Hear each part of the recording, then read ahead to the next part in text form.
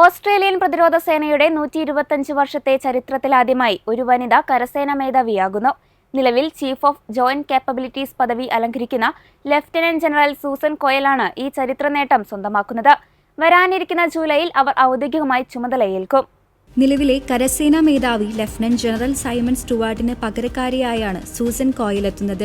Australian പ്രതിരോധ സേനയിൽ സേവനമനുഷ്ഠിക്കുന്ന വനിതാ ഉദ്യോഗസ്ഥർക്കെതിരെയുള്ള ലൈംഗിക അതിക്രമങ്ങളും വിവേചനങ്ങളും തടയുന്നതിൽ അധികൃതർ പരാജയപ്പെട്ടുവെന്നാരോപിച്ച് അടുത്തിടെ വലിയ രീതിയിലുള്ള പ്രതിഷേധങ്ങളും കൂട്ടപരാതികളും ഉയർന്നിരുന്നു.